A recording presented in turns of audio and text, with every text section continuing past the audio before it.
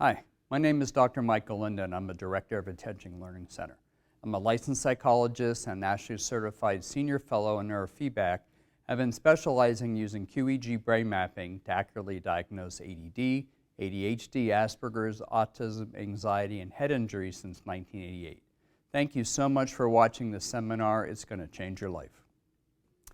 In 1990, we published research on a new non-drug treatment for ADD called EEG biofeedback or neurofeedback. Then a few years later, we discovered neurofeedback worked amazingly for autism and Asperger's. In 2015, we got involved with using QEEG and neurofeedback for concussions, head injuries, and memory problems. In this seminar, I'm going to review this amazing breakthrough and show you how you can get the right diagnosis so you can get the right help for you or your loved one to have the most successful life and achieve to their potential. I can't wait to share this exciting information with you. What I'm going to show you as we get started, I'm going to show you a video of a TV show we were on a number of years ago, and I have a follow-up after the video. This is a true story, and it used to be less common, but this is a very common scenario where we have people or a child or an adult that's been on medication and they have a side effect. And then another doctor gives them a second medication, and that is a side effect, or a third medication. And then finally they get their brain tested and they find out there could be something else they were missing. There could be a different diagnosis. There could be an additional diagnosis. And this happens all the time. So we're going to talk about that. This is a boy. His name is Noah. And what I'll show you is when we recorded his test, his brain test, his EEG live on TV, he actually had something that happened to him live which we didn't know was going on, and we captured it on video, and our test captured it, and it totally changed his life. It changed his diagnosis, it changed his treatment, and it changed his life. Noah can be the most caring kid, and then he flips. He's scratched me, he's hit me, he's bit me. You understand when you bite that hurts? Look at Noah, see that there's a lot of stuff going on in his brain. But his way of dealing with is hitting. If he's not at school fighting with somebody, he's here fighting with somebody. You're hurting him like that, let go right now. When you ask him, why does he hit, he doesn't know. Noah was about 3 when he was diagnosed with ADHD. We started trying different medications. I was for it. My husband wasn't. Every doctor was about, let's try this medication. Let's try that medication. I said, no, I don't think it's a good idea. We're constantly arguing about who's right. Ethan's emptying out the toy box. You wanna go play with him? No! If something out there can help him, then I think we should try. My concern is his long-term effects from a drug that nobody really knows much about. We seriously have tried everything. We want to do what's best for Noah. When he's having his good moments, Noah is the most loving kid in the world. If I could have more of those moments, I'd be happy. I don't know what to do. Currently, 2.5 million kids are being medicated for ADHD, and this is a battle you may be fighting in your own home, Ritalin or no Ritalin.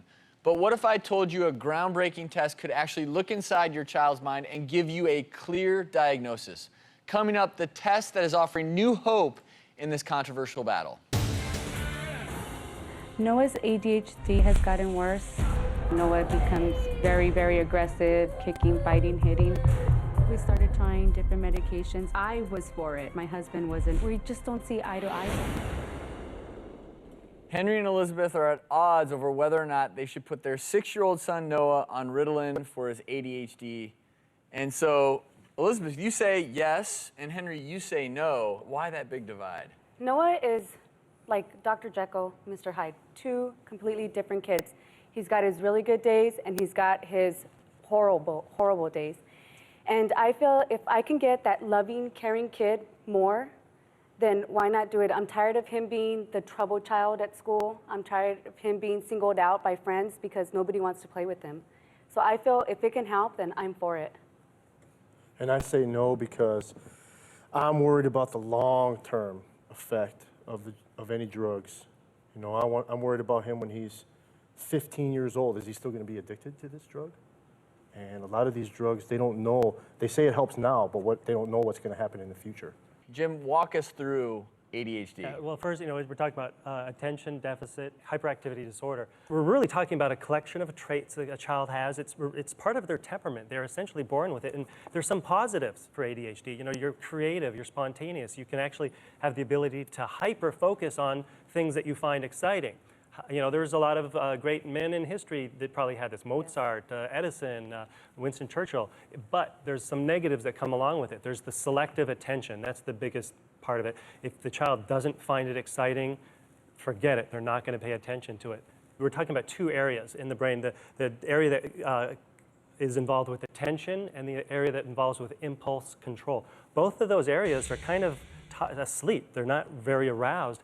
And so he doesn't have the ability to control undesirable behavior, and he doesn't have the ability to pay attention as well as other kids. So the distractions and the daydreaming and the acting out and the getting in trouble, those kind of take over. Which is why Ritalin, which is a stimulant in many ways, is ironically used to treat a disorder where oftentimes kids are out of control. How does a medication that's an upper help control hyperactivity? Kids are already hyper. Why are you going to give them a But you're trying to stimulant? activate that part of the brain that has Exactly. impulse control. We have a little graphic that you can see. We're talking about the areas of the brain that are underactive. Those are the ones that are going to give him the attention and going to give him the impulse control. So the rest of his brain is kind of taking over with the daydreaming and everything else. Then the Ritalin comes in, or other medication stimulates it, wakes up those two areas of the brain, which gives him better attention and gives him the better ability to kind of hold back on the undesirable behavior.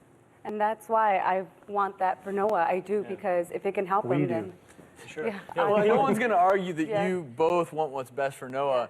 The reality is not everyone does agree that treating ADHD with medication is a good idea. In fact, at times it can be very controversial. Some even say ADHD is not a real diagnosis. Sometimes it's difficult to make the diagnosis, and that's what I want to talk about next. Because it's not always an easy diagnosis. Sometimes performing tests can help because you do need to rule out biological reasons for ADHD behavior. Dr. Sears actually took Noah for a new high-tech brain imaging test that can help show exactly what's going inside the mind and what treatment options may be best for Noah. Take a look. Hey, Dr. Linden. Hey, How's it going, Dr. buddy? Sears, how you doing? Good to see again. you. This is Noah. Hey, Noah, give me a high five. How you doing? My biggest problem is doctors start prescribing medications without knowing exactly what's going on in the brain. What we do here at ADD Learning Centers is we provide the most accurate and cutting-edge diagnostic tool available. The QEEG brain map measures his brain waves. What we want to see is green, that's average, but if I see red here, it's ADHD. We have a chance to turn his life around by giving him the right diagnosis and the right treatment. We're going to get your brain working well so you can do as good as you can. Yes. This testing is definitely giving me hope. This is going to be the light at the end of the tunnel.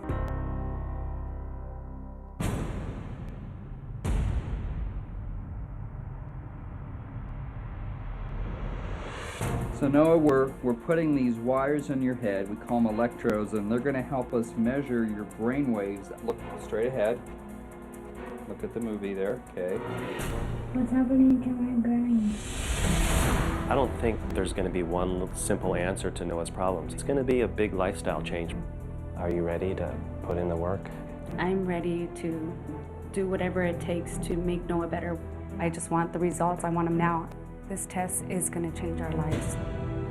Well, Noah's results are in. Coming up, we'll head into our exam room and reveal whether medication is the answer to Noah's ADHD or if there's another option. Find out next.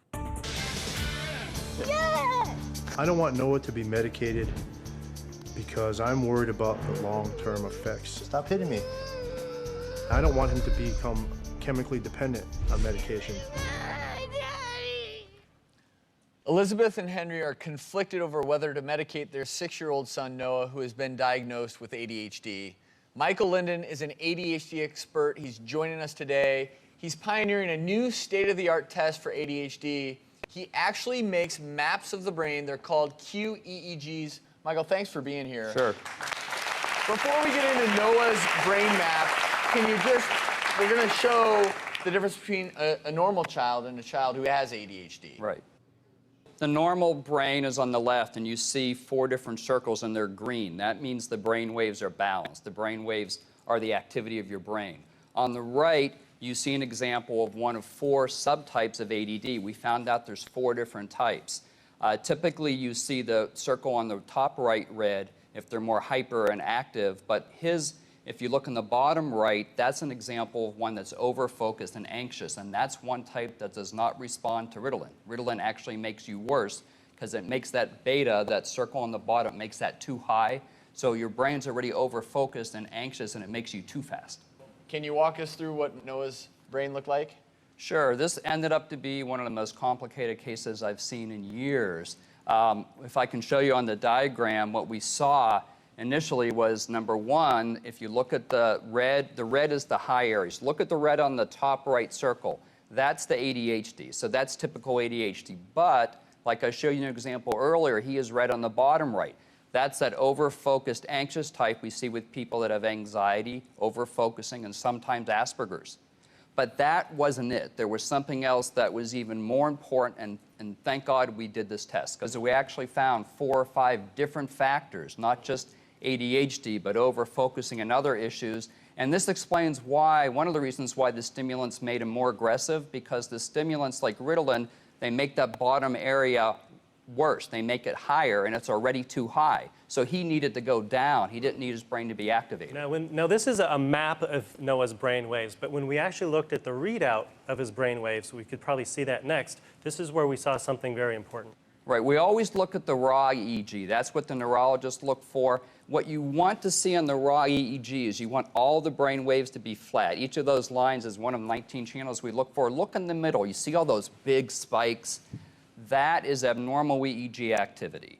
That activity possibly could be a seizure or an abnormal EEG pattern, but what happens when people have that is they don't pay attention for another reason. One of the things I read the teacher said is he had blank staring spells, and Ritalin makes this worse also. So there was 2 reasons why Ritalin was making him worse, and Henry, you got it. You knew that it wasn't helping him, and I think you were totally right. And parents usually have that gut where they know if something's helping their kids or not, and we were able to look at his brain and find out why. So if medication isn't the right choice for Noah, what other options are available? The first step, he's going to see a child neurologist.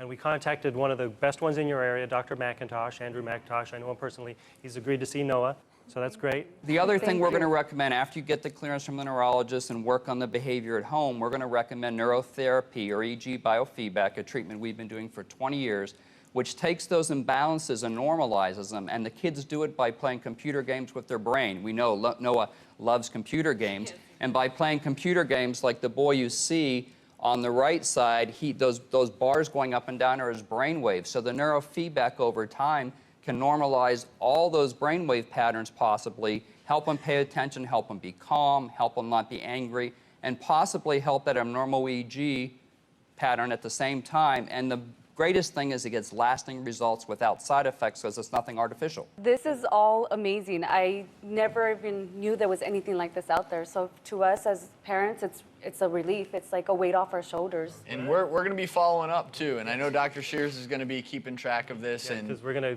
follow this up. When I first met Noah, I knew that this wasn't just purely ADHD. That's why I called Dr. Linden, because I knew we needed a tool to really look inside, see what was going on, and get to the bottom of this. Well, thank you both. Thank you. Good luck to Noah.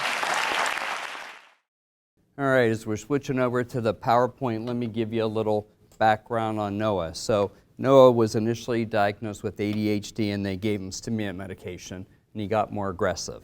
That should not happen, right? So then after that, they thought he had Asperger's. He didn't have a lot of friends. They gave him Risperdal, which is a medicine that's approved by the FDA for autism, and it made him very sedated. He gained about 20 pounds. After that happened, they ended up coming in, and we did the testing. So Noah, in addition to ADHD and Asperger's, he had a seizure disorder. It's called a absence seizure. It's mild.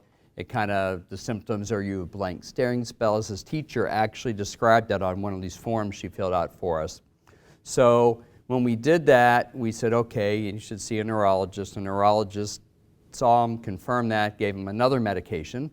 which they used for seizure disorders. His seizures did normalize. They were very mild to begin with, but he was so sedated, he couldn't focus in class, he couldn't get his work done. So after another couple months, the parents came to me and they said, you know what, he's only 8 years old. He's been on 3 medicines, he's getting worse, he's gained weight, he's not paying attention in school. We want to try the neurofeedback. So they came in and we did the neurofeedback. His EEG improved, his seizures normalized, his behavior improved, he got friends. He was awarded the most outstanding student of the year at his school in Oceanside, down the road, and we kind of lost track of him for a while. Recently, his mom contacted us, and this is a quote from her that I wanted to read you.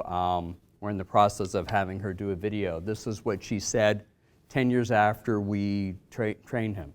She said, we met you about 10 years ago, or I remember the terror my son was. He was impulsive in an outburst. I was completely at my wit's end. But now my son has become a completely different kid, the same son, but with a different attitude and behavior. One teacher who worked for him for 3 years couldn't believe the improvements after the neurofeedback therapy. You gave me my life back after the treatment. What you do is literally life-changing.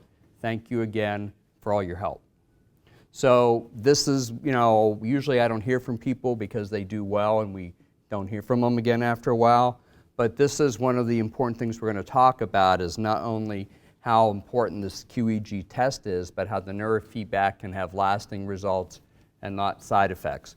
This is an introduction to me. My name is Dr. Michael Linden. For those of you who came in after I introduced myself, I'm a director of Attention Learning Centers. I've been very fortunate. I got involved when this field was new 37 years ago. I've been doing this a long time. I've done a lot of research. We kind of helped develop this test that I showed you, the QEEG brain map. We've been doing work with neurofeedback for more than 30 years. We started with children and children with ADHD and autism and Asperger's. We work with adults and adolescents and head injuries and anxiety and seizure disorders and all different types of combination of these things. So when I started doing this, there was 3 of us in the world. Now there's probably 3,000. And I've taught people in Europe, in Australia, and the University of Peking University in China to do this. So it's a really kind of growing field. So I'm very excited. I'm going to explain to you some of that kind of aspects of this. But one of the things I wanted to start off with is to tell you a little bit about me and why I'm here. Because I kind of had this kind of reinforced last week when I spoke at this autism conference. They're almost 40 years ago these tests became available. They're still not standardly done. There are still people being misdiagnosed. It's really sad that with the technology we've had, that is still not being done. I can understand that in certain countries, but here in the United States and California, we're kind of ahead of the world in technology, which is why so many people come to us from all over the world. So my first part of my journey was with my brother, and my brother was diagnosed with dyslexia when he was in his 20s. He couldn't pay attention, he had problems getting his work done, he kind of was very slow. He thought he had ADD, I thought he had ADD, but you're not supposed to diagnose your siblings. So he went to see the doctor, and they said he was in a graduate program, started an MBA program. He says, you can't have ADD, you're too smart. People in college and who graduate college and have graduate degrees can't have ADD. This is what they used to think. So he never got the right diagnosis. Another 5 to 10 years went by. He did get the right diagnosis, but you know what happened by then? It's kind of too late. He got depressed. He didn't finish his MBA program. He couldn't hold down a job. He didn't have a good relationship, and he never really reached his potential, which is very sad. It was very frustrating to me not to be able to see him get help. He isn't able to fly, and believe it or not, where I grew up in Pittsburgh, there's nobody still doing this very traditional healthcare system. So he didn't get the right treatment. My sister kind of had the opposite. Usually boys have more hyperactivity and girls have more attention. I had the opposite in my family. My sister is the one who was hyperactive. She was also diagnosed with dyslexia, which is an old term we used to use for learning disabilities, and she was not picked up because she was an athlete. And this is very common with athletes we see. They kind of channel their energy. They're really good at sports. Even though only 1 out of 10 adults have ADD and ADHD, we estimate it's 1 out of 4 professional athletes. And if you follow sports, every single sport, you can think of examples of athletes losing their temper, not showing up to practice, saying the wrong thing at the wrong time, making bad plays, getting in fights when they shouldn't. So that impulsivity shows up. She did finally get diagnosed, but then she was out of college. She still wanted to play sports, so she picked one of the 3 worst sports for your brain, boxing. She was one of the first female boxers in the country, and she had a lot of concussions and head injuries, and we eventually did a QEEG brain map on her, and it showed that her brain injury pattern was so severe, if she had one more serious one, she could have permanent brain damage. So she retired. She's a personal trainer now. She's improving, but she still has a hard time with her attention and her memory and her focusing and anxiety. So I kind of learned from my own family that you don't want to wait. If you suspect there's something wrong, you want to get some testings, you want to kind of question your diagnosis. But I had another chance. I had another opportunity. About 6 years ago, my cousins in Los Angeles had twins, and one of their twins wasn't talking. And he was 2.5 years old, and he was walking on his toes and flapping his hands and wasn't having eye contact. The other twin was doing a lot better. And my cousin said, "Do you think I should get him tested?" I said, "Absolutely." So she went to Kaiser in the Valley in Los Angeles, and Kaiser did a very limited test and came back and said, "We think your child has ADHD and you should give them a stimulant like Ritalin."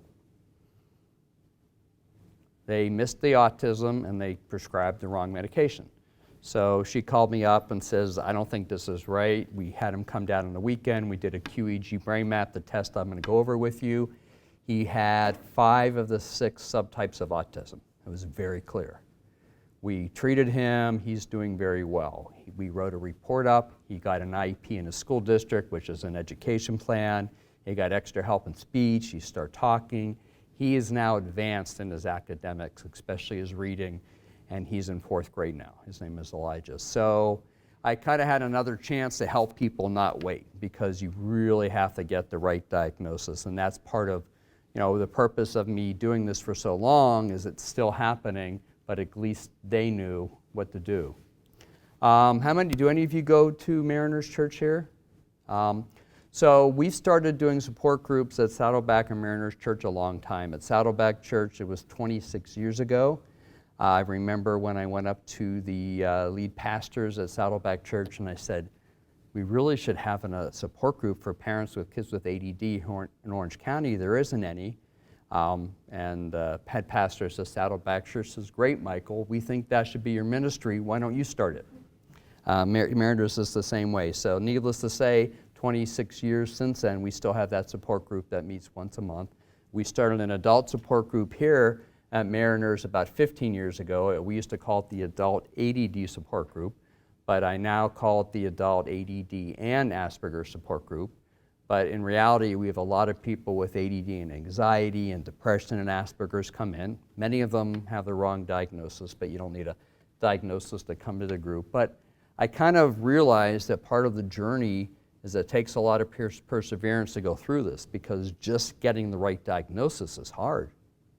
Our healthcare system is not set up to give people the right mental health diagnosis and testing the organ they treat, which is very frustrating for us. In this section, I'm going to review what ADD, Asperger's, and autism are, the symptoms and causes, and how we currently have a healthcare crisis. So let me kind of go over some basics. Are any of you kind of just getting started, wondering kind of if your family members have any of these things? Most of you have kind of gone through this already and kind of have experience. So I'll kind of go over these a little more quickly. So when we talk about attention deficit disorder, we have kind of different core characteristics, really important things we look at. The first thing we look at is, I like to call it interest deficit disorder. Because you know when it shows up? When you're bored. Doesn't show up if you're in the front row of a football game. It doesn't show up if you're watching your favorite TV show or looking at your favorite video game. It shows up when you're bored. It shows up when you're doing something tedious like paperwork or taxes, or for kids, homework. That's when it shows up. So sometimes teachers don't see it. Sometimes if the students are bright, it doesn't show up and they're until middle school or high school, but I like to call it interest deficit disorder. Because again, it shows up when you're bored. Does that make sense? So a lot of parents say, well, how come my child have ADD in science class and biology class they're getting an A, but in social studies they're getting an F? I said they probably like science. It's hands-on, they get to do things, versus something you're kind of listening to and have to read a book that might be boring to them. It shows up when you're bored. Autism is kind of on the other extreme. Autism is usually pretty significant, although it is still missed, even though it's being diagnosed tremendously more now. It's still missed, like my cousin was. The main core characteristics of autism are communication, which can be a not speaking at all to limited speech and difficulty of speech. Another area is social skills. The social skills can be so severe that there's a student next to you or an adult next to you and you don't even acknowledge them. You don't even look at them. You don't communicate with them. But it can be kind of mild, where there's kind of a lack of connecting and responding to other people. And then the third part are these kind of certain behaviors like I talked about with my cousin had. Flapping the arms, we call stimming, rocking. Sometimes they bang their heads when they're younger. Their speech, they might get kind of stuck and say the same thing over and over again, walking on their toes, eye contact. These are red flags. The pediatricians have gotten much better, and they're screening for this at 1.5 years and 2 years now, which is why people with autism, children are getting diagnosed much younger now, usually by 2. Now, when we talk about Asperger's, I think of kind of in the middle of ADD and autism. Some of you, do any of you have a family member with Asperger's, or you suspect that? Asperger's is kind of tricky because some of the insurance companies and psychiatrists don't want us to use the term anymore. They want us to call everybody autistic spectrum disorder. But it's very different than autistic spectrum disorder. I met with somebody from Microsoft yesterday, and we were talking about Bill Gates. We were talking about other people at Microsoft and how many people at Microsoft are very bright but have Asperger's, and they just kind of are very smart and they can overfocus and very good at math and engineering, but when it comes to communication and connecting and relationships and emotions, it's very difficult. But you can get straight A's in school and have this. Where it shows up is in social interactions. You're talking with somebody, they're not looking at you. Nowadays that happens a lot, everyone's looking at their phones, but it's more than that. They don't give you eye contact. They can't follow a two-way conversation. They want whatever they want to talk about. When you talk about it, they keep going back to that topic. They might be interested, if they're kids, in Legos or a certain video game. It used to be Minecraft, now it might be Fortnite. They might be interested in a certain sport. They are an expert. But if you try to talk about what you want to talk about or have a two-way conversation with them, a child or adult, it's very hard. The biggest difference is they can't share their emotions. Matter of fact, sometimes they don't even know what emotions are. They can't express their emotions. So a lot of times we see students in high school get ready to go to college and they've never done any social activity yet. And they're getting ready to move away to college. We'll talk about that later. Or we see adults and they're married, but they can't connect emotionally with their spouses. So after a couple years, that can be a problem. And we have a lot of wives come in, because more men have this, and say, I can't listen, my husband doesn't listen to me, he doesn't express his feelings. Have ever heard anything like that? Men have a harder time with that in general, but this is pretty severe when they can't talk about their feelings at all, because it makes you look like you don't care. And that's very hard in a relationship, right? So we see a lot of people that are older now, a lot of high school students and adults being diagnosed with Asperger's. But this is genetic. So we might have a child with autism, another student at home that has ADD, and one of the parents has Asperger's or anxiety. So we see all different kind of combinations of this now because it's genetic. So The thing with Asperger's that's positive is they're very bright, there's no delay in cognition, and there's no delay in language. So your speech is very good, your communication is very good, but it has to do more with the kind of social areas. One of the things our researchers got a lot better, we can do these special MRIs, they're called DTIs, diffusion tensor imaging, and these are done with head injuries and autism. They're very expensive, and you have to do a radioactive IV, and kids hate sitting still, and there's some radioactivity in these, but they've been able to show us what we found for years doing the QEEG. They've been able to show us different patterns in the brain. So I'll show you an example here. What we have on the right is a typical child, quote unquote normal child, and what we have on the left is a child with autism. What you're looking at here on the left side, this would be like the ears. This is the auditory speech and language area, and this is the attention area. You see how there's a connection with them? The student with autism, that connection is missing. So this is a slide from about 10 years ago, but they found this over and over again, and we've also found this on our QEEG tests in different ways, and here's the amazing thing. When we see this pattern, we can put a sensor here and put a sensor here. This is speech and language area, and this is the attention area, and we can train them at the same time, and your attention and your speech significantly improve.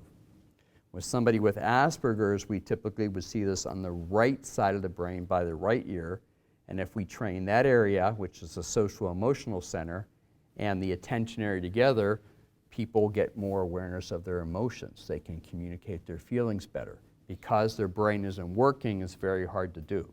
So this has been very exciting to be able to see this in the brain. And we know these are real, we know these are treatable, but there is not a medication that does any of this, which is one of the things we're going to talk about.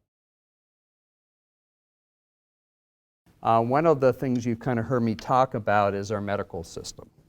90% of all diseases are not treatable with orthodox medical procedures. This is the World Health Organization, which is all over the world. What it means is medications and surgery aren't the answer for everything.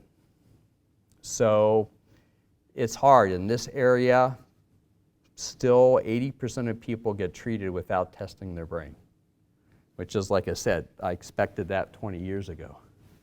So I think we have a health crisis. Here's some of the recent statistics that we know. 1 out of 5 people in our country are in psychiatric medications. That's a lot. It's gone up a lot in the last 10 years. This is including children.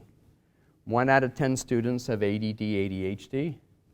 1 out of 36 children now have autism or Asperger's. Does any of you know what that number was like 15, 20 years ago? It's like 1 out of 2,000. So some people think we have an epidemic. Some people, like myself, think we're much better at testing and picking up earlier and treating it, especially out here in Southern California.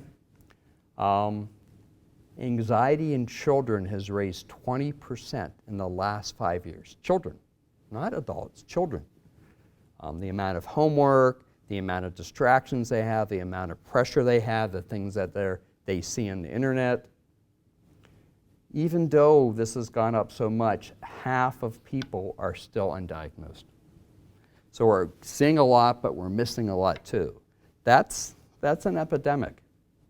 And this is what my opinion is we're not being told the truth. People aren't being told about tests. And what is the reason? This is a business.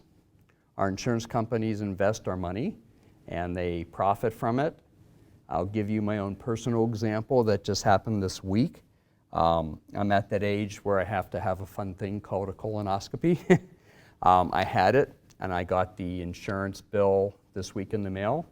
They charged $760 for a procedure that took about 20 minutes. The insurance adjusted $750 and paid $100. Which means that the real cost to them was $100. They charged 7,500% of what they got paid. And that's a routine test. I'm lucky that I have insurance coverage, right? Because I would have had to pay that out of my pocket. That's kind of crazy to me, that that's something that we're told we have to do and it's hard to get covered.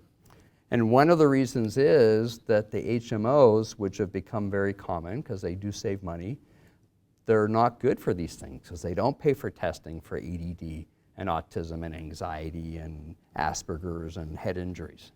They don't. They don't even do EEGs if you see a neurologist now. A neurologist used to standardly do an EEG. They don't do them anymore because it takes time and money, which is, if you know to ask, they will, but it's kind of a healthcare crisis. In this section, I'm going to explain the different types of ADD and ASD and how QEEG brain mapping can discover these subtypes and why they are so important to obtain the most successful long-term results without side effects. So let's talk about the symptoms. One of the reasons we have to do testing is the symptoms can look the same. ADD, anxiety, Asperger's, these things can look the same on the surface. An adult with anxiety might fidget a lot. They might talk really fast. They might be forgetful. They might lose their temper. So they could have ADD, they could have anxiety, they could have Asperger's, they could have a combination, but if you just look at the symptoms and you treat it, the success rate's very low because you don't know what you're treating, right? It'd be like doing surgery without doing an MRI to know where to do the surgery and what's causing the symptom. We know that that shouldn't be done anymore, at least here in the United States. So what should we do? This is one of the things that happens right about this time of year. We get calls from schools and principals, and they're like, I don't know what to do with this student. Every week he's in my office. He's getting in fights. I tell him, think about what you do before you do it. Can you see what Johnny says? By the time I thought about it, I've already done it. Johnny's impulsive. Should he be punished? Should he get kicked out of school, expelled from school? What happens if Johnny's goofing around and he says, I don't like you. I'm going to go get a gun and kill you tomorrow? What would the school do nowadays? The police would be there. SWAT team would be there because you can't joke around about that. So Johnny needs to be tested because if he has ADHD or has Asperger's or he has something else and it's in his brain, he can't control it no matter how hard he tries, no matter how hard his parents support him, no matter all the kind of parenting techniques someone does, we can't totally control what our brain can't do. Does that make sense? So let me tell you about the brain imaging. We call this test a QEEG. It's a very long word. It stands for quantitative electroencephalography. What does that mean? We look at the brain waves, we look at the EEG, and we do statistics on it. Neurologists look at the EEG to look at a seizure or something like that. ADD, autism, Asperger's, anxiety, head injuries, believe it or not, usually do not show up on a QEEG. I mean on the EEG that a neurologist says. They don't show up. Even some seizures and head injuries don't show up. So we do statistics and we have comparisons for 20, 30 years from New York University and Harvard and different UCLA where we can see what's typical, what isn't typical. We started doing research on this 20 years ago and saw that there was different types of ADD. And just 5 years ago, the FDA actually approved the QEEG as an accurate diagnostic test. So now it's being kind of recommended more. So the test we do now is a little different. It's called a QEEG brain map. The difference between a QEEG and a brain map is the entire part of your brain. It's all 19 channels of your EEG, just like a neurologist would do. Why is that important? Because different things, different symptoms occur in different parts of your brain. ADD occurs in the front, in the middle usually. Autism may show up more in the left side where we have speech and language facilities. Asperger's shows up on the right side, kind of by your ear. Anxiety usually shows up in the right frontal areas. Depression usually shows up on the left frontal areas. If you have a head injury, usually it shows up where you've got hit. So you have to look at the whole brain. So this is what we do like you saw in the video. So what we found, along with a lot of other places in the country, is we found there's different types. Why would that be important to know there's different types? Each person with the type responds to different treatment. One may get better with one medicine, one may get worse. So if you don't know what's in the brain and you don't know what type even of ADD, how are you going to get a good result? It's very hard. So the 4 types that we've discovered and other people have discovered is an inattentive type, daydreaming, distracting. A lot of girls have this, and they're not often diagnosed until high school or college. A hyperactive type, that's impulsive, fidgety. Impulsivity can be interrupting. Impulsivity can be talking a lot. Another type that has anxiety with it, and another type that's more depressed. Again, the importance is each of these types responds to different treatments. And each of these types will have a different pattern in the brain, like I'm going to show you. So this is like what I start showing you in the video. This is a brain map. Can you see the little bump at the top here? This is the nose, and the ears would be on the side. Each of those little dots is where we put one of the sensors or electrodes that we record from. We're not putting anything into the brain, we're doing a test. And this is an awake EEG, like you're sitting in a chair like you are now. And our key down here, you see this little temperature-looking code? Key, that is our norms, and 0 is average green. The bright colors, the whites and the reds, actually the yellow and the reds are high, and the blue and the greens are low. So what we're looking for are the bright colors. These are the norms, the statistic, and we have every year and every gender is different. So we have a norm for a 5-year-old boy. We have a norm for a 40-year-old woman. We have statistics for ADD and anxiety and Asperger's, and we know what we should see and what's kind of typical. So we can do a really good comparison, very good analytical comparison. So what might it look like? This is a student that has ADD. The student with ADD, you see the red here in the front.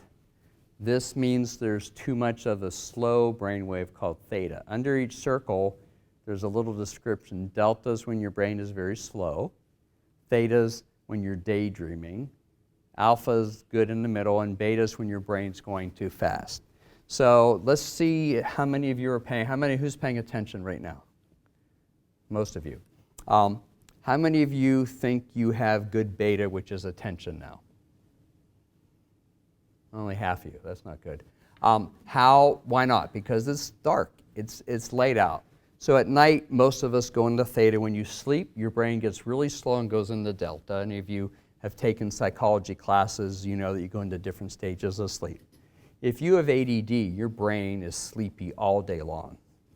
If you have autism, your brain is in delta. It's slow, but it's also fast at the same time. If you have a head injury, you usually have slow activity where you got hit. So let me show you some more examples of this. The beauty of the neurofeedback, the treatment I showed you in the video, is we can go in the front areas of the brain and we can get this part of the brain that's slow faster through the neurofeedback, but we can also go to the area of the brain that is in the back here. So this is fast activity down to the right, and this person has ADD and anxiety. This person and this person here have the same pattern here, but this person needs their brain to go faster, and this person needs their brain to go slower. So that is one of the things that we'll often see, is that you see a difference in these patterns, but they could have the exact same symptoms. So does that kind of make sense why we'd want to look at it? With the neurofeedback, this person, we would go in the back of the head and we would calm that activity down, and the other person, we would go in the front and we would speed that activity up. Next slide here, you can kind of see what we'll typically see with autism. Autism is very different. It's very separate from ADD. Usually we see at least 6 types of autism, and most students with autism have 3 of these subtypes. So when we did research with autism, what we found is that there were 6 different types and much more complicated than ADD. But the difference is, when you had ADD, you typically just had 1 subtype. With autism, most people have 3 or 4. So that means it's going to be very complicated to get this change. So let me go back to that slide here. So the most common patterns in autism is, number one, your brain is going too fast. Even though you're hyper and it looks kind of different, your brain is going too fast. The second most common difference is your brain is disconnected or overconnected in different areas. The research in autism has shown in the front of the brain there's less connections than typical, but in the temporal lobes, which is where speech and language are, there's too many connections. So there's no medicine that can change that, but when we do the neurofeedback, as I showed you in that brain image, we can put the sensors places and get them under or over connected and get that balance. We talked about seizures. A third of students with autism have abnormal EEG and seizure disorders. This is very important. I talked at an autism conference this weekend, and one of the things that we talked about is that this is so prevalent. Again, the neurologists used to do EEGs kind of as a standard test when the kids came in, somewhere between 3 to 4. To rule out seizures, it's not being done now. So if you don't know and you try a stimulant medication because your child's hyperactive, it can make the seizures worse. I saw a 22-year-old adult today from out of the country who this happened to. She had a seizure disorder. She came from out of the country. She saw a psychiatrist here in the Southern California area. The psychiatrist gave her Adderall, which is a stimulant. They made the seizures worse. She started getting tremors. I'm not sure why that would happen, but that typically wouldn't be what you would do for somebody that had a seizure disorder. But again, you need to look at the brain. You need to be able to look at the patterns. Another pattern we found, and they found down in UC California, San Diego, is that there's a pattern called mu. Mu is related to social mirror neurons, and what it means is if you have autism and you watch other people interacting, your brain doesn't react. Most of us, if we see people talking or interacting, there's a response in our brain. If you have autism, you lack that response. So this is some of the research that's gone on over the last 15 years, but most people with autism have 3 or 4 of these patterns. So treating somebody with autism is much more complicated. And there are no medications that really treat any of these patterns yet. So it's very complicated, but we've used neurofeedback for many years very successfully with students and adolescents and adults with autism and Asperger's. So what would a pattern of autism look like? You see all this red in front? This is the high beta activity when your brain's going too fast that we have to slow down. Even if somebody looks out of it and they don't have eye contact and they can't speak, usually with autism your brain is over-aroused.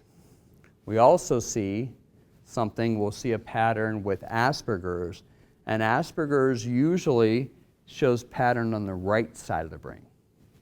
Why the right side of the brain? Because that's where your social-emotional areas is. Your attention and your speech and language areas are functioning well. It's just on the right side. So when we do neurofeedback, we focus on the right side of the brain.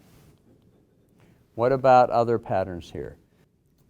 You can kind of see by the right ear down here, you can see there's no red to the left, and this is the social-emotional area that we'll see, and that's the area we'll train with neurofeedback.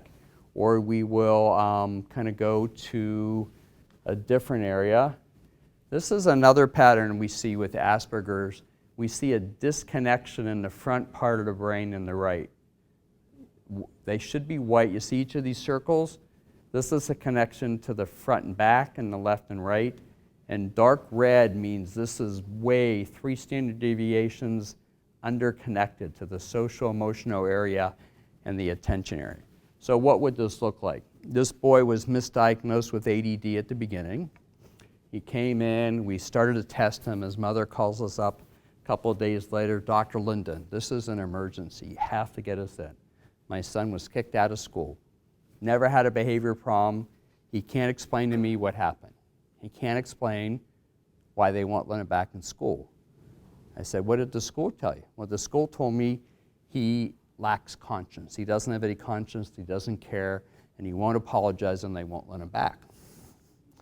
I said, well, I'll bring him in. So I'm talking to him, and I said, what happened? I don't know. Well, you got sent to the principal's office, right? Yeah. Did you get in an argument, a fight with another boy? I don't know. It wasn't really a fight. I said, something had to happen. I said, tell me a story. Now, people with Asperger's love to tell stories. Matter of fact, there are a lot of science fiction writers with Asperger's. There's a lot of people who are on TV that have Asperger's and really good with fiction. So he says, okay, I'll tell you a story. There's a boy and we were sitting together and the teacher said we had to build something together with Legos. And I wanted to build a Star Wars fighter jet. And he wanted to build a race car. The teacher said we had to agree. So I told him what I wanted to do. He wanted to build a race car. We couldn't agree. And I said, you know, the teacher said we have to agree before we go on. We have to agree. And the boy said, I don't care. And he took the block from me, and I held it. And I said, no, that's not against the rules. If you have Asperger's, you're very rule-driven. You get upset when rules aren't kept. So he says, let go. So I let go of the block, and it hit him in the head. So I said, well, was the boy hurt? He said, no, he wasn't crying. I said, well, how did the teacher know? Because he was bleeding. I said, oh, well, tell me more of the story. He was bleeding a bright red color right here. It looked like the roses in my mother's garden. And then he tells me the specific name of the rose, this genetic name for different roses, which I could not repeat to you to this day. I said, is there more to the story? He said, yeah. It's an interesting story. He said the blood went around his ear, kind of in a question mark. It looked like the American African earthworm I saw on National Geographic last night. Did you watch it? It's my favorite show. I'm like, no, I'm sorry, I missed it. So he's telling me this like he's doing a documentary with no emotions at all. So here's the important question I asked him. I said, how did you feel? I don't know. Well, how did the boy feel? Was he hurt? No, he wasn't crying. So as a good psychologist, before there were emojis, we had these feeling charts, and we had pictures of all these faces, and they had happy and sad, all these emotions. There's 100 emotions on this chart with faces. The ADHD kids pick it out right away. They come in and say, oh, a feeling chart, I'm happy, I'm sad, I'm bored. They're always bored. Even before you do anything, they're bored. If any of you can relate to that with family members. So I let them look at it. I give them 5 minutes. I said, just pick one feeling. And then he looks at me with a puzzled look. He says, I don't get it. What are feelings? This is a common reaction for students with autism and Asperger's. They don't understand what feelings are. But it's not unusual for adults either. This is an adult that I saw that had the same pattern, and his pattern had a similar pattern, and he told me feelings were like a foreign language, which again, I've never forgotten. Because if we train the brain and we heal the biological pattern, the skill is the language. The skill is expressing your feelings. But if your brain doesn't work, you can't learn the skills. So we do this with a lot of adults, and then we do different types of therapy with them. All right, so let's kind of talk about anxiety. I told you how anxiety was increasing tremendously, even in children. I mean, we think about adults that have anxiety. A lot of times we get worried and we can't sleep. Very common for students in college that have test anxiety. It's very common for students to have so much test anxiety, when they take a test, they forget and they can fail a test. So it's not just adults, but it's children. 50% of adults experience anxiety. I think almost everybody has. It can be something positive. You can be really anxious the day before you get married. You can get anxious, you have to speak for a lot of people when you take your driving test when you're 16. But it's very common with ADD, autism, Asperger's, obsessive compulsive disorder. What kind of symptoms do we see? Sleep is very common. You can't fall asleep. You wake up a lot. It messes up your stomach. You can have ulcers. You can have stomach pain. You can have irritable bowel syndrome. Cardiac problems, heart problems are very common. Every day people go to the hospital because they have a panic or an anxiety attack, and it feels like a heart attack. And the doctors do the test and they say, oh, you're having an anxiety or panic attack. Sometimes they'll give you something to help you calm down and go, and then you kind of end up coming to see a psychologist to learn relaxation techniques. What about in sports? We see anxiety a lot with sports. Any of you watching the World Series? If you watch a slow sport like baseball, in between every pitch, you'll see players get anxious, and you'll see them doing breathing. You'll see them take a deep breath before they pitch. You'll see them step out of the batter's box and step in and take a deep breath before they hit. Usually the players who are veterans do better with anxiety. If you watch the Washington Nationals, their two pitchers are veterans, they're very experienced, and they're the underdogs, but their pitchers, they're zoned in. I don't think they're anxious, and they're winning the series. And I think they have sports psychologists, they have coaches that teach them this. I have a friend that worked with the Cubs when they won the World Series, and they teach them this techniques. Panic attacks, phobias, fears are all part of anxiety. In this section, I'm going to review the goals of a treatment plan. We actually call it an action plan, and how traditional treatment plans differ and fall short from the individualized action plans we develop for each of our patients for the most successful brain health. So we do a lot of biofeedback for anxiety. I'll show you that. But here's the point. The point is, we know these things exist, but our treatments, most doctors still use the treatments, same treatments that were done 50 years ago, medications.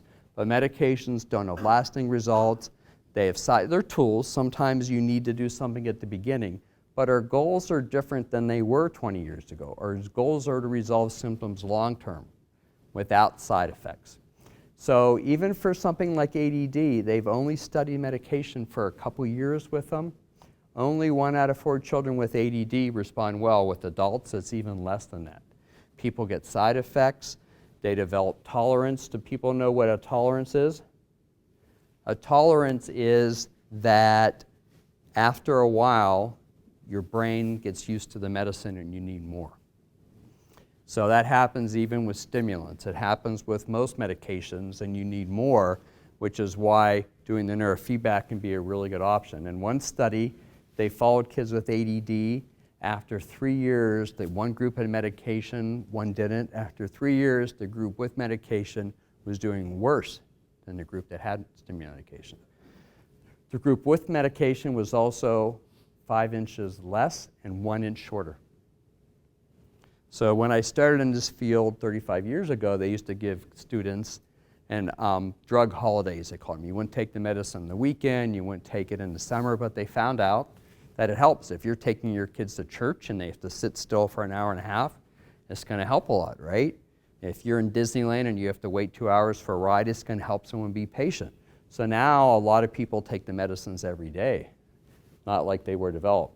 With adults, the side effects we see are different a little bit. Sleep problems, cardiac symptoms. The biggest problem I get is either a parent comes in and says, well, my child's doing better, but they're kind of like a zombie.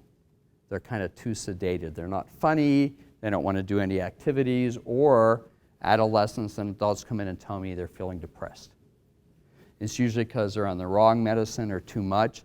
But a lot of athletes don't like to take it because if they don't get it matched, it slows them down, even though you would think it would speed them up. A lot of adolescents don't like it because they're not funny and spontaneous anymore. So they don't like to take it even if it helps them in school a little bit. So, and we know for stimulants there's lots of side effects, there's cardiac effects, there's sleep problems, there's liver and kidney damage, there's even some kind of sudden death that they found, which is very rare, thank goodness. But in a lot of countries, like Canada and some countries in Europe, you need to test your heart before you get a prescription for a stimulant. It's not required in the United States. Some doctors do it, but it's one of the common side effects. So here's a little quiz to see if you're still paying attention here. Who can see the difference? Let's say this is a child at school in his locker before and after ADD medicine, or an adult's closet at home before and after medication. Who can see the difference when they're taking the medicine? I always feel guilty when I do this at a church meeting here because there is no significant difference. It's only when you take it because it's temporary. So the other issue we see, people stop taking their medicine. Your insurance company says you can't use the brand name, you have to use the generic because they're going to charge you $200 a month for the brand name. Have any of you had that happen to you? So the kids don't want to take it anymore. They think they can do without it, but your brain hasn't improved. So it's kind of a compliance issue. In reality, people have to be on these medications their whole life because their brain isn't going to get better on its own. Autistic spectrum disorder is kind of tricky. There still is no medicine for autism or Asperger's. They're working on it. But the doctors will try medicines. They'll try stimulants to calm the kids down if they're hyper. But you know what? Most of their brains are fast, so it kind of makes them worse. They try antidepressants like Prozac and Lexapro because they're kind of anxious, and that can take the edge off. They'll try these antipsychotic medicines like Risperdal and Abilify, which are very calming, but you know what happens? It sedates you a lot, and you can gain 20 or 30 or 40 pounds even for a child. They'll try some of the old high blood pressure medicines to slow the brain down, but sometimes the brain needs to be slowed down in one area and sped up or connected in another area. So this is still a big puzzle in the field, and I go to national conferences all the time like I did this weekend, and they're still working on it. I think there's a lot of missing pieces in our kind of health system the way it is, and I think most doctors that specialize feel like it's the same thing. One of the problems is we don't do individualized testing. We don't individualize treatment. Most doctors you go to, they give you the same medicine or the same supplement or the same kind of treatment. They don't do any testing to really say you need this, but this person needs this. Sometimes you need your brain activated. If you're inattentive or you have autism, you might need that in one area, but you also might have to calm another area down to manage stress and anxiety.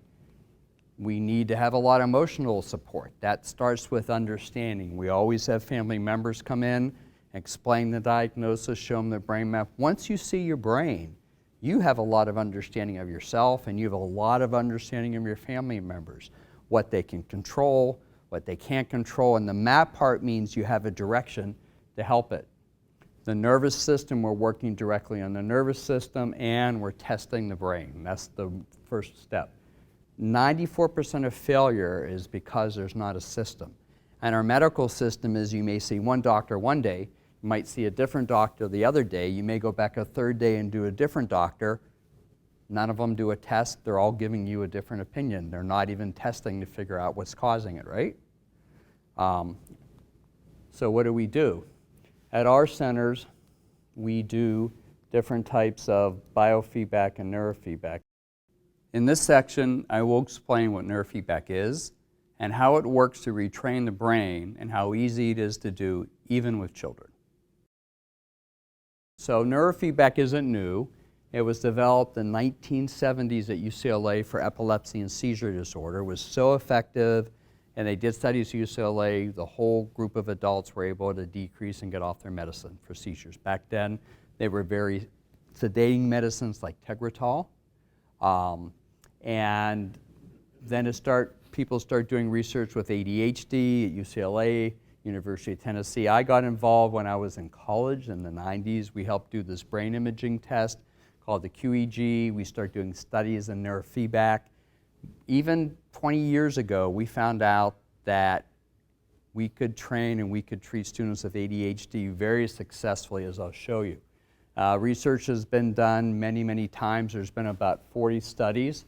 When we look at the research with autism, what we found is neurofeedback is actually has the highest success rate of any treatment ever studied with autism. What's called the benefit to harm ratio means how many people get better versus a side effect.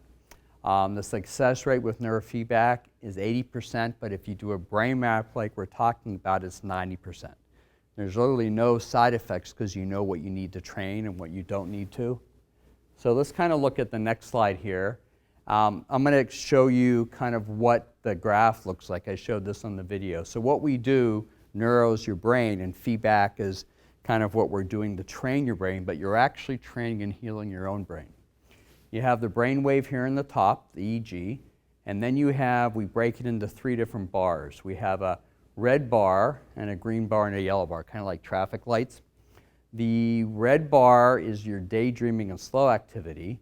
The yellow bar is your muscle tension and fast activity. In the middle, you see that green bar? That's if you're calm and paying attention. What we do is even a child can do this that can't talk.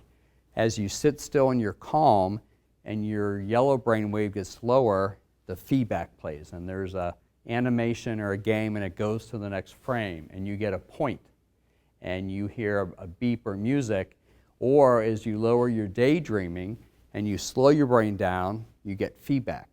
For somebody who's anxious, we would be lowering this yellow bar.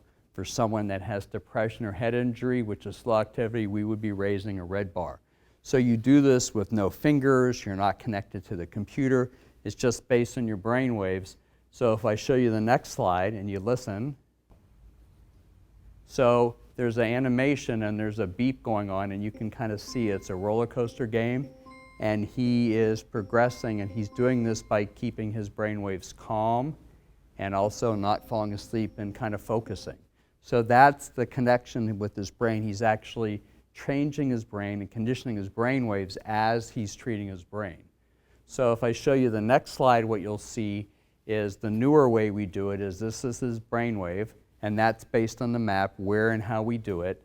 And then this is a video, it can be any movie, and what happens is when you're calm and focused, or you're not anxious, or you're paying attention, the movie gets bigger and louder. And if you're daydreaming, it gets smaller and soft. If you fidget, it gets smaller and soft. If you get anxious, it gets smaller and soft. So if we try the next slide, you'll see the video on the right, and if we hit it again, you'll see it in motion, and you'll see it kind of get bigger as the yellow and red brainwave go down. So the process of neurofeedback is you're actually keeping that playing, but you're training your brain and healing your brain based on the areas in the brain map where you have to kind of get faster or slower or get connected. So on the surface, it's pretty simple. That's just why we can work with kids as young as 4 to adults with this. In this section, I will briefly talk about biofeedback and heart rate variability biofeedback for stress, anxiety, emotional control, anger, sleep, and relaxation. Biofeedback is very important. We do this with almost all of our adults and adolescents. The type of biofeedback we do is called heart rate variability. What it means is you're doing deep, relaxing breathing and you're getting your breathing rate and your heart rate in sync. When you get them in sync, it's the deepest type of relaxation they've discovered so far. Almost all the Olympic teams do this now with their athletes. They even have portable units they can wear under a suit. We have some of them that wear kind of portable too.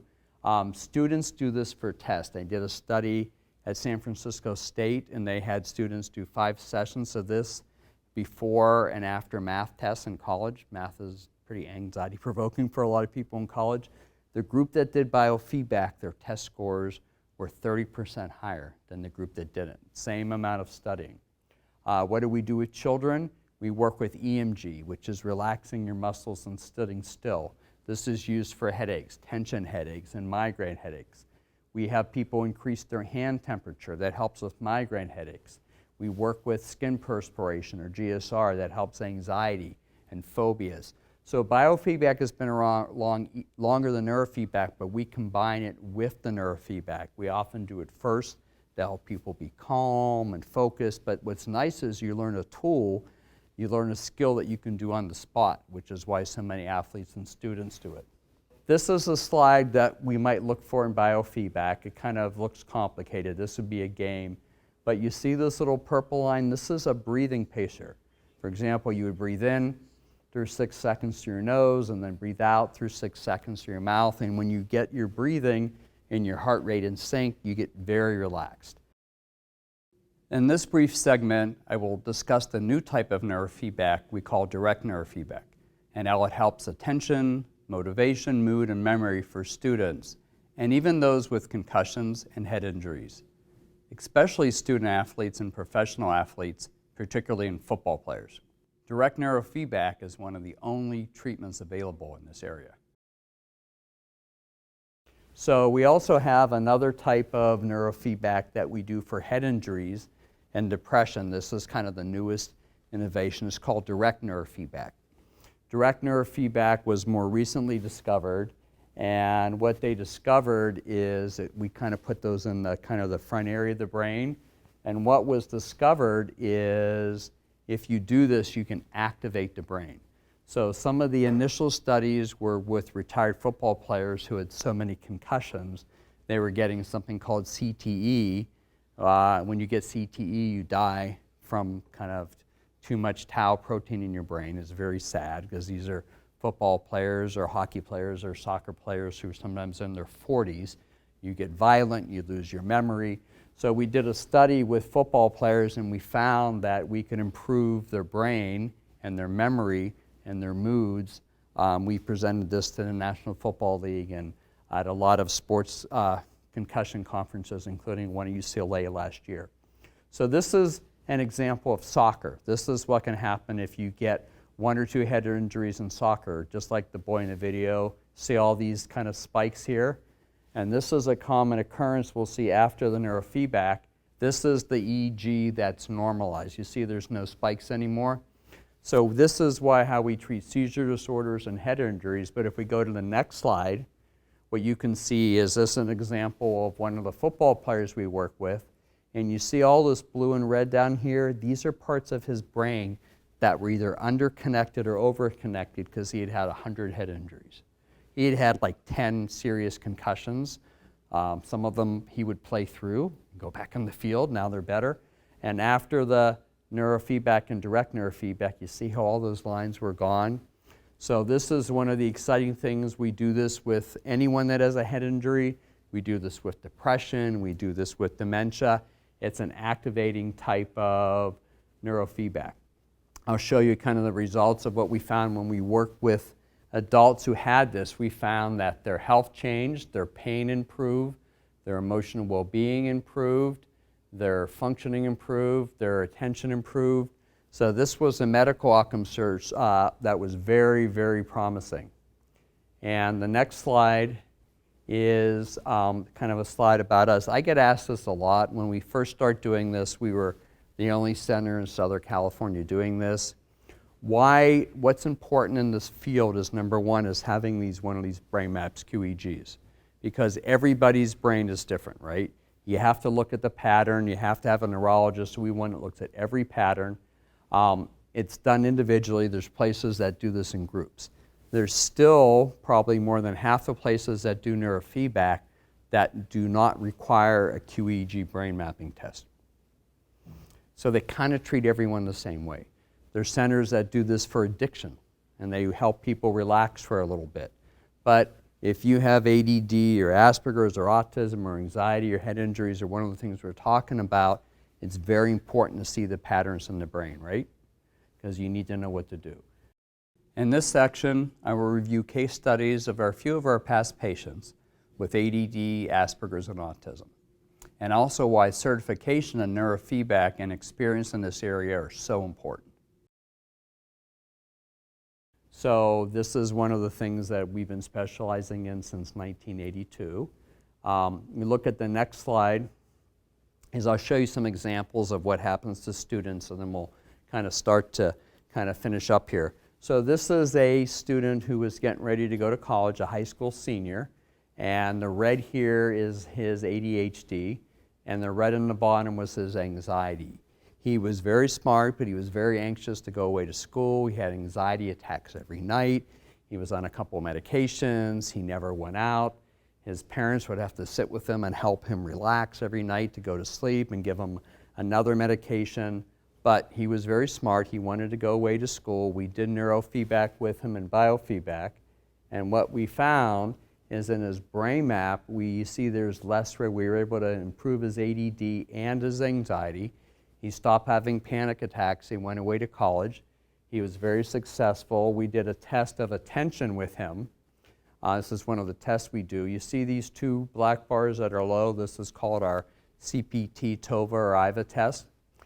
After the test, you see this is his reaction time. After the test, his pattern, if I show you the next slide, normalized. So his attention improved and his anxiety improved. He didn't get anxious from a stimulant. He didn't have to get sedated from taking something to calm down. He went away and was very successful in college. So what we found with autism is that it was a little more complicated initially. What we found is it took some more sessions, and our challenges initially were how are we going to get the brain maps done? Some of the young kids with autism are very active and they're moving their hands and stimming, but we figured out ways how to do the EEG, how to let them watch a video as we do it, or watch a game on their iPad, and we're able to get most children, if they're 3 3/4 or 4, through the testing. We get referrals from all over the world for this. And then our next challenge was how are we going to get these young hyperactive kids or autistic kids, how are we going to get them through all the sessions? We found out something interesting. Our students with autism were easier to work with than our students with ADD over time. Anybody want to get what the reason was? Because they got in a routine. And students with autism and Asperger's are really good with routines, and so are adults. And once they got in a routine, they didn't want to stop. They wanted to come in the same time. They wanted to work with the same therapist. They wanted to play the same video game. So we started to be able to get them through about 15 years ago, and we saw some phenomenal results. Kids would start to talk. They would make friends. They would start to express their feelings. They would be calmer. Very, very improved. Their anxiety would improve. So let me give you 2 examples of this. If you look at the next slide, this is a student that had ADD and Asperger's, and the Asperger's showed up with this red on the right side here. And another very bright student. Students with ADD and Asperger's are usually brighter than typical students, by the way, if they're treated. And he didn't want to go to college again. He was given scholarships to Ivy League schools and UC Berkeley. I encouraged him to at least go to orientation to try it out. I thought he was going to go back east to an Ivy League school, but he went to UC Berkeley first for orientation. Different environment in Berkeley, if you've ever been there, than Ivy League school back east. So he goes to orientation, he comes back and he said, how was orientation? He said, Dr. Linden, it was actually very interesting. They have sleepover parties in college. I said, what? He said, yeah, they have sleepover parties. He said, my roommate, I had another boy as a roommate, he had a girl over to sleepover, and he asked me if I wanted to have a sleepover party. And I says, no, I don't have sleepover parties anymore. Kind of interesting, made it through that. Then he said, well, they smoke very funny smelling cigarettes in college. So people were smoking marijuana. This was before it was legalized, kind of. And he said, people got really funny and they asked me if I wanted to try it, and I told them I don't smoke. But in spite of that, he still went away to college. He went to a different school back east, and we did neurofeedback with him. The next slide shows how his brain improved. The social emotional area was better, the attention area was better. He comes back to me during the first break in college. I think it was like around Thanksgiving or Christmas. He says, Dr. Linden, I like school, and I joined a fraternity. This is someone who never socialized. He says, wow. He said, and I have a girlfriend, and I fell in love. I said, oh, that's exciting, but it hasn't been that long since I've seen you. How long have you known her? 3 weeks. I said, maybe you want to wait a little longer. 3 weeks isn't that long. Get to know her a little bit. I'll see you during your next break. So he comes back in spring break, and he says, Dr. Linden, I broke up with my girlfriend. I said, oh, I'm sorry to hear that. He said, no, this is good. She wasn't a good match for me. She was too dramatic for me. And I think she has Asperger's, but is worse than mine, and she is bipolar, and I gave her your card and said, you got to go see my doctor. True story. So brain and functioning improved so much, he was able to not only help his emotional control, he was able to see it in someone else and express his feelings and realize it wasn't a healthy relationship, which is a pretty high functioning skill, right? So this is what happens. A lot of our students with autism and Asperger's, as they get social skills, they have more interest in other people and relationships, friends, opposite gender. Let's look at the next slide and I'll show you an example. A lot of the students with autism, though, are still on multiple medicines. This is a student that was on Concerta, stimulant, and an antidepressant, and afterwards he was off all of his medications. This is a common thing. Our next slide will kind of show that he was mainstreamed in school. Let me show you the difference in him. It was so dramatic. When he first came to see me, he wouldn't even look at me. He didn't have good eye contact. He would just look down. He'd rock in his chair. All he would say is, can I go now? Can I go now? And he'd get up and leave. But after the neurofeedback, it was such an amazing difference. His mother said, "You're not going to believe it. He's like a totally different person."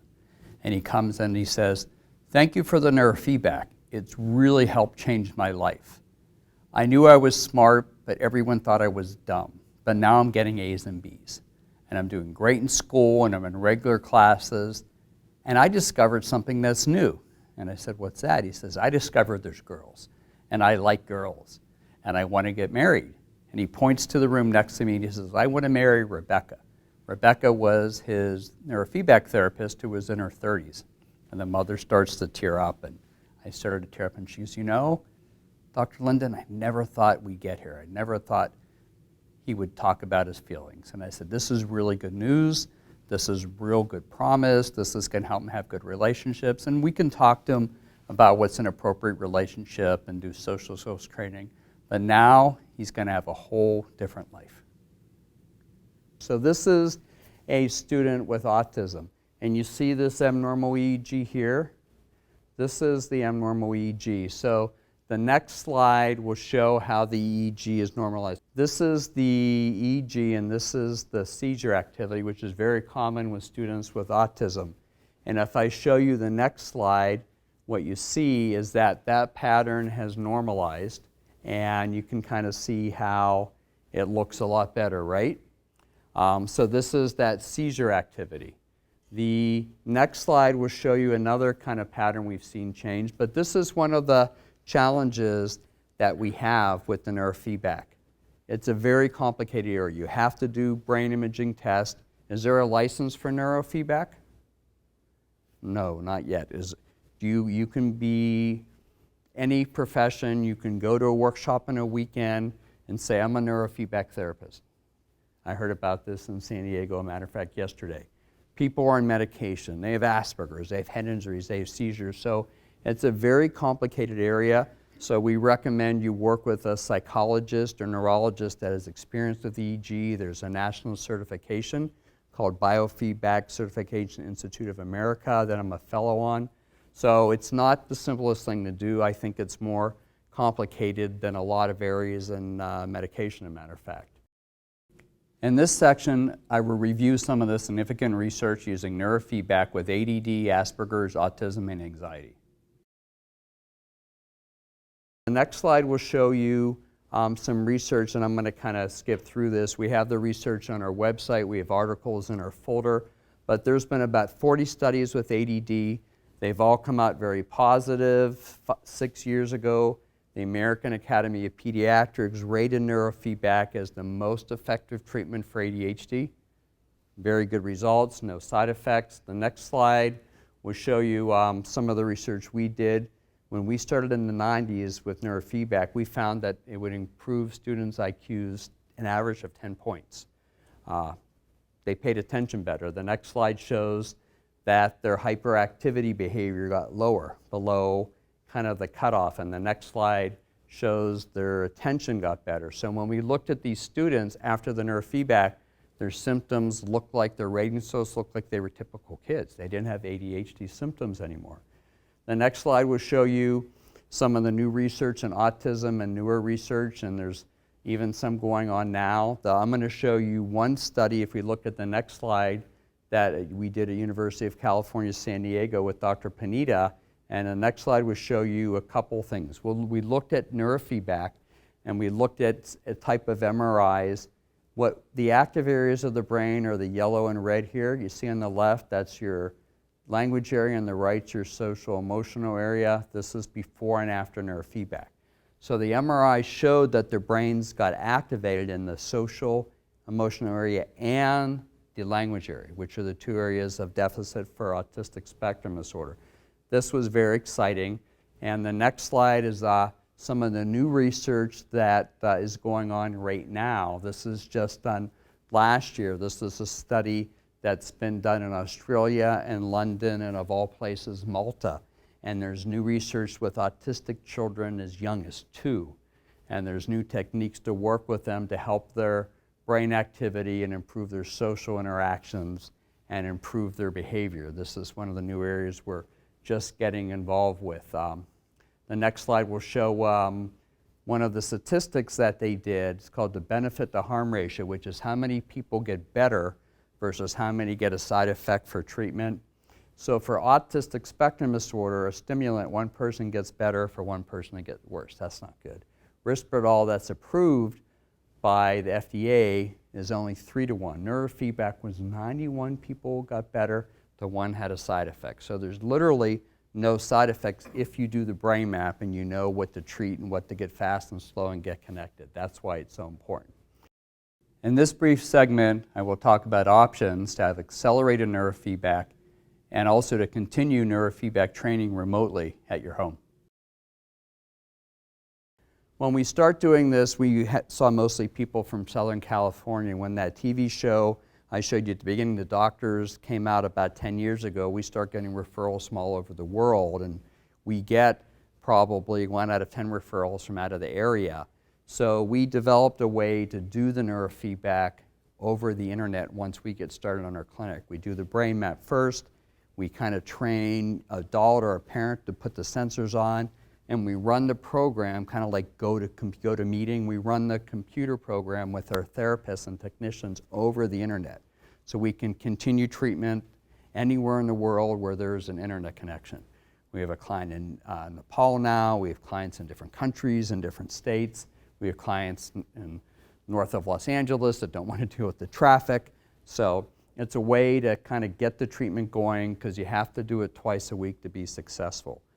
We call it mental fitness training. So like athletes know you have to do physical fitness training consistently. The next slide shows this new kind of system we're developing called Mente. That's the one we're developing for younger students. In this section, I'll talk about why action plans are so important to the solutions to your brain health and how to take action and get started. I hope these videos have helped you understand how QEEG brain mapping leads to the most accurate diagnosis, and how QEEG-guided neurofeedback and biofeedback results in the most successful long-term outcomes. Please don't just listen, but take the step now to get started by contacting us as soon as possible. Don't wait. It's really a no-brainer to get started with QEEG brain mapping testing. To summarize, we want you to kind of think about what's called an action plan. We used to call it a treatment plan, but an action plan is like it sounds. Something you know is a goal that you're going to take action in. So this is what we've talked about today. The first thing was how an accurate diagnosis using QEEG results in the most individualized treatment plans. And you can see why that's important, because everyone's brain's different, everyone's pattern's different. We talked about how biofeedback and neurofeedback are successful without side effects and can reduce or eliminate medications. And then we also talked about how they can provide long-term treatments of long-term effects. With ADD, we've studied people for 10 years over time. With autism, we've seen this. We're seeing this with our football players with head injuries. So it's a very important thing to do. But what I want to leave you with is to take action and not wait. Like, unfortunately, I had people in my family wait and not wait, because once you get tested, it's kind of one of my bad jokes, it's kind of a no-brainer to get your brain tested. Everyone should do it. I think sooner or later this will become part of a regular checkup, not with the HMOs, but with traditional doctors, that you'll have your blood tested and you'll have your brain tested, because our brain's the most important organ in our body. So that's what I want to finish up with you today. In the next slide, we're going to talk about my question to you, and I'm going to have to forward this for each of the little bullet points. Can you predict the health of your brain? The next point will say yes. How can you do that? The next slide is going to say, reason you have to do it is you have to take action.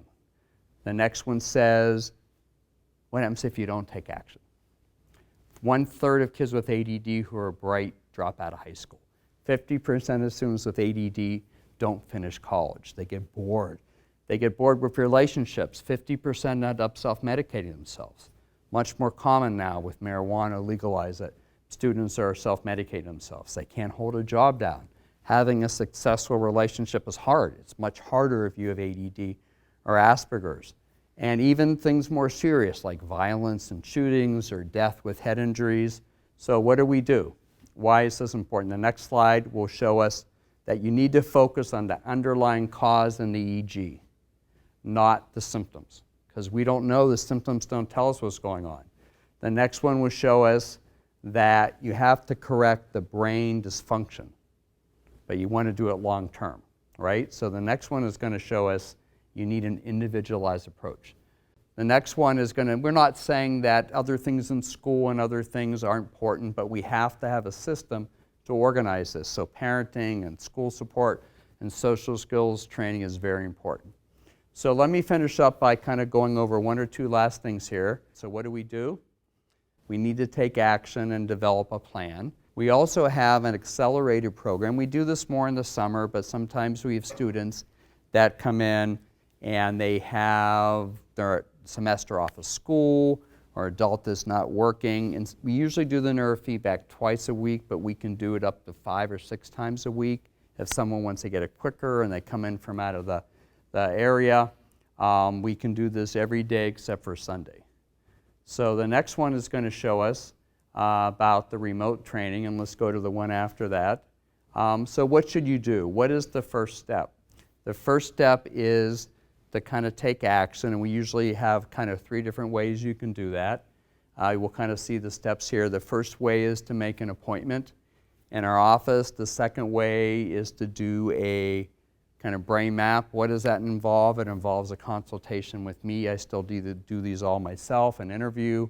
We do a computer test for attention. Most importantly, we do a brain map. And then what we do is we develop an action plan. That includes what the diagnosis is or diagnoses is, what areas we see, how we recommend improving this with biofeedback and neurofeedback, what other things you can do in the school or social skills or therapy. So this really gives you a very comprehensive approach, but again, the most important thing is treating our brain, because we take our brain everywhere and we only get one. As most of our organs we can get transplanted, and there's no brain transplant at this point yet. So we're going to talk about an action plan, and I'm going to have Jolie come up here and finish up and tell you kind of different kind of options for that. One of the things we've done recently is that people who come to a seminar, they'll kind of have different kind of package and office for you, so you can kind of take advantage of doing that and not have to wait. So I'm going to let Jolie come up here, and we'll put the next slide on, and I'll switch with you, and she can go ahead and explain what the kind of what the options are. And I really want to thank you for your attention. I hope this makes sense, why we have to treat the brain, ways we can do it and not get side effects and be more successful. And I hope this has given you a lot of hope and encouragement, because we have the technology, we have the techniques. It just takes making a decision and then kind of sticking to it for a while.